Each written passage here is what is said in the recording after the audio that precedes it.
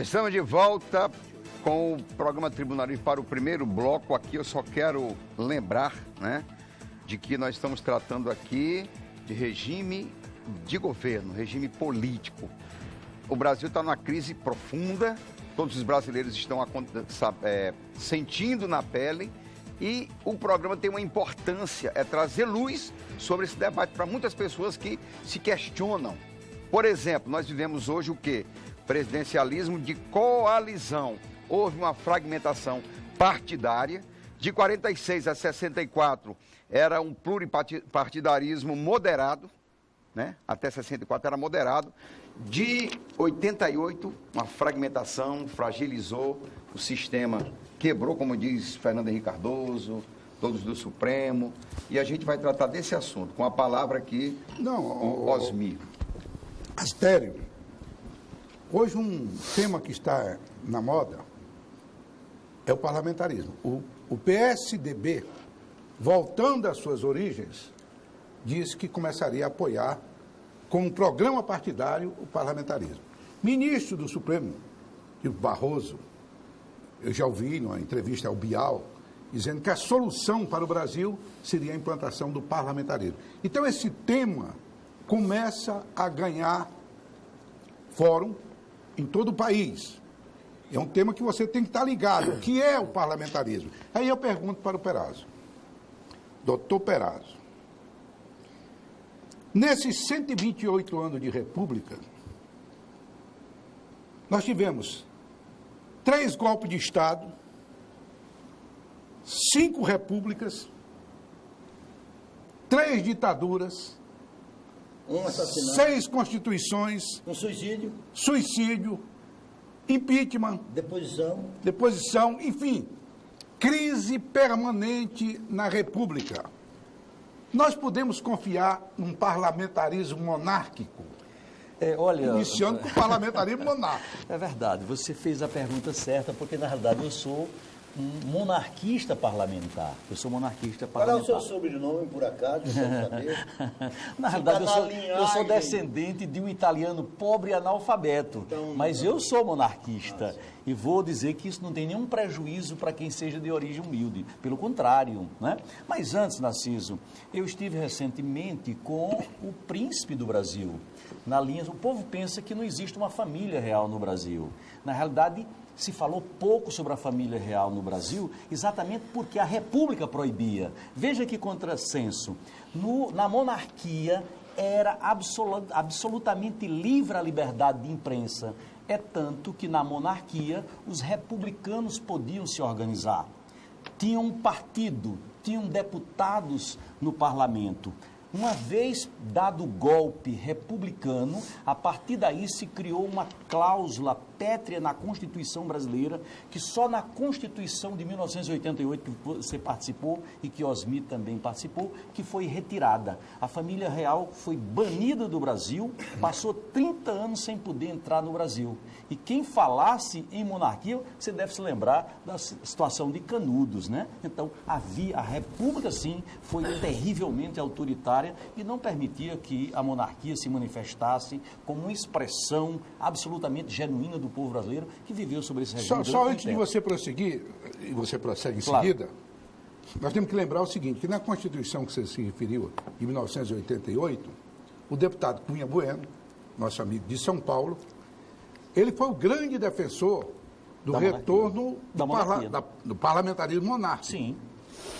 E foi ele, graças a ele, que foi incluído no plebiscito que ocorreria em 1993, se não me engano. 93, abril de 93. 93, para a população brasileira dizer que queriam o presidencialismo, o parlamentarismo republicano ou o parlamentarismo monárquico. Perfeito. Mas, infelizmente, nós éramos parlamentaristas. Ulisses era parlamentarista, Covas era parlamentarista, o PMDB, como em sua grande maioria, era parlamentarista, seus principais líderes. Infelizmente, não deu para esclarecer à população brasileira Não houve tempo. a vantagem Do do parlamento. Vai, parlamentarismo. prossiga, Mas eu gostaria, como disse, rapidamente concluindo, passando. Eu tive com o Dom Bertrand, que é o segundo na linha sucessória, recentemente em São Paulo, e gostaria de passar ao deputado, ex-deputado João Correia, um livro dele, Psicose Ambientalista. Psicose Ambientalista? Psicose Ambientalista. Ah, Como esse quero aqui passar... é tema de programa, hein, Osmir? Astério. Essa psicose ambientalista, Narciso Mendes, precisa ser discutido tanto quanto o parlamentarismo, talvez até mais. Mas antes de discutir isso, vamos reparar ou completar as informações Do parlamentarismo? incompletas do Osmir Lima. Ah, sim. Sempre provocando, né? Não, mas é óbvio. A Mas, contradição é Narciso, fundamental. eu queria também chegar às suas mãos, livro de Dom Bertrand, segundo na sucessão hereditária da Vamos ver, monarquia brasileira. complete com muita Bisneto da satisfação, eu princesa virei. Isabel. Osmir, eu também sou parlamentarista, Eu sei, por convicção. eu sei. Agora, quando a gente nos reporta ao parlamentarismo monárquico, embora, a constituinte que mais tempo durou na nossa história foi a Constituição do Império, né? Foi. Veio de 1823 Até 1891. ou 91. Perfeitamente.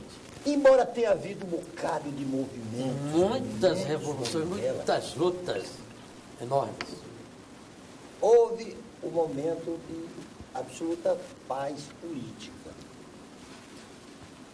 67 anos de monarquia, de estabilidade política. Estabilidade. E econômica. E econômica. e econômica. Você disse uma coisa E interessante. econômica. A inflação durante todo o período republicano era de 1,8%. era. Dá A 0,59%. Todo o período monárquico. Num ano a República moeu a economia do Brasil. Me permite concluir. Verdade. Só que neste período, embora houvesse aquela extrema dificuldade da abdicação de Dom Pedro I para Dom Pedro II, estando ele com 5 anos de idade, que criou aqueles 14 anos de Regente, né? de regência, a antecipação da maioridade de Dom Pedro II, 1825. o grande feito dele foi de ter mantido a integridade deste Não país. tem a menor que foi a dúvida grande disso, obra. não tem a menor Enquanto essa América estava se dividindo, pedaço aqui, pedaço lá, o integridade. Mas Eles conseguiram manter A esse integridade- território enorme, imenso. É tanto que é um império. Sim. É tanto que é um império. agora, dois acontecimentos aconteceram, 3 acontecimentos aconteceram que desprestigiaram o reinado de Dom Pedro II. O primeiro foi a guerra da Cisplatina, que perderam para o Uruguai. Paraguai. O Uruguai. Ah, Uruguai. Uruguai. Província Oriental. Hein? E depois foi A Inglaterra, na o verdade. excessivo prejuízo e gastos que o Brasil teve do enfrentamento das guerras do Paraguai. Sim. E o assassinato e um acontecimento que marcou mesmo a rejeição e que determinou o golpe da República, que eu não sei se foi um golpe. Um golpe, o povo não queria, Não- o povo assistiu Foi estarrecido. o Tiraram de assassinato, madrugada, né? o assassinato do jornalista Badaró, Murilo Líbero Badaró. Badaró, que foi imputado o assassinato à corte, porque era o único jornalista que se colocava frontalmente contra o... Mas, Osmir, Mas deixa eu dar o quarto mas elemento. só para concluir. Agora, eu quero dizer a você o seguinte, Osmir, eu sou parlamentarista. E até admitiria discutir o parlamentarismo monárquico É muito bom isso. se esse fosse o preço a pagar para a gente enterrarmos esse presidencialismo safado que está vigindo no nosso país. Agora vamos ver o João. Eu vou dar os 4 elementos. Eu concordo inteiramente no seguinte sentido. A monarquia constituiu a nação brasileira. O Brasil foi constituído em 1808 com a vinda da família real para o Brasil. Perfeito. Muito bem. Concordo que essa integridade territorial extraordinária que nós temos, basta que nós comparemos com a América Espanhola. Mesma língua, mesmo povo, mesma etnia, etc. E toda... Várias repúblicas. Várias repúblicas. Picotado. Picotado, né? Os vice-reinos. Concordo até com essa estabilidade que houve, etc. Mas tem alguma coisa que joga contra a monarquia que é mortal. A escravidão. A escravidão acabou com a monarquia. Não, me permite discordar. A escravidão, quer dizer, a noção da igualdade entre os seres humanos, ela é absolutamente fundamental. Mas... Por isso eu sou republicano. Quer dizer, então, a escravidão só caiu, a monarquia, porque foi decretada a Lei Áurea. Mas pela filha de Dom Pedro II. Perfeitamente, ela teve que fazer aquilo ali. Mas, meu caro João Correia... Eu acho que a escravidão matou.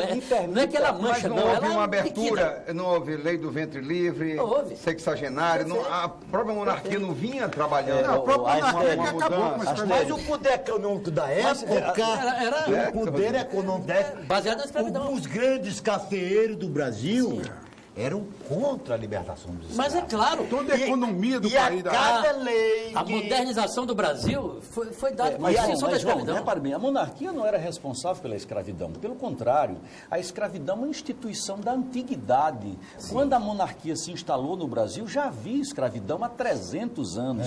Pelo contrário, a monarquia gradativamente, sem uma revolução como aconteceu nos Estados Unidos, onde 600 mil pessoas foram mortas, na realidade, nós fizemos isso paulatinamente, gradualmente e seguramente. Quando houve a abolição da escravidão no Brasil, nós só tínhamos 16% de escravos, João. Então, na realidade, isso foi sendo feito gradativamente. E deixa eu dar uma informação complementar. Graças à sabedoria de Dom Pedro II, João.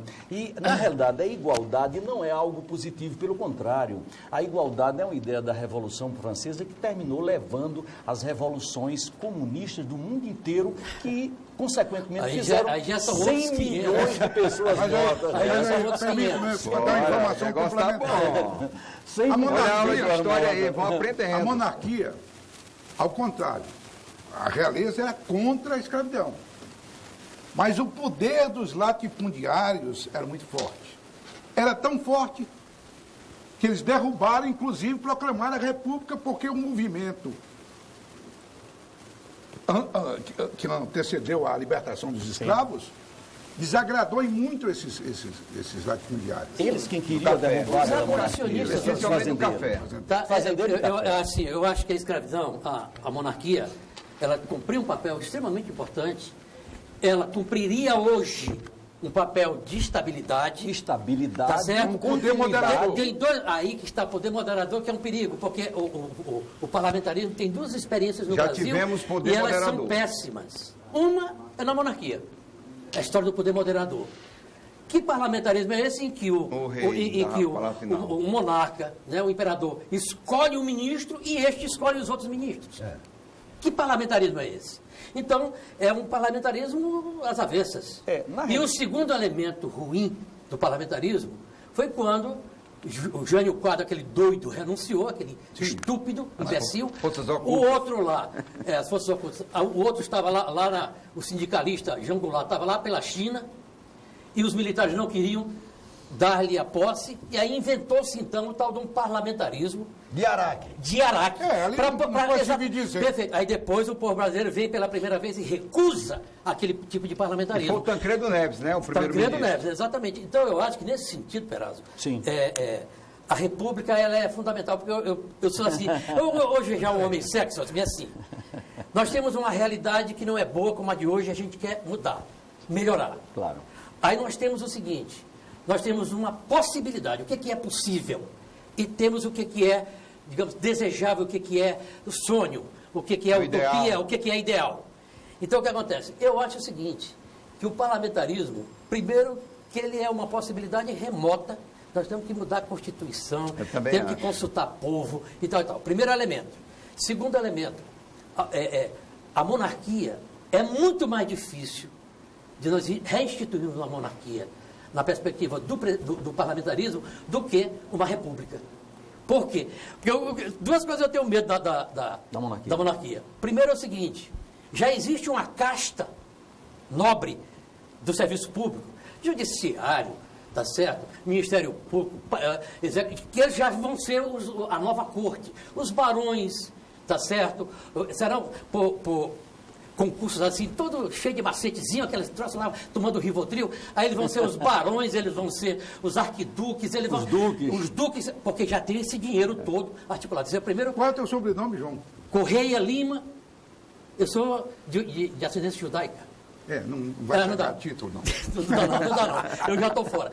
Então, esse seria um elemento. Segundo elemento é que pode ser até desejável, tá certo? Pode ser até ideal, mas não é possível, não tem viabilidade concreta.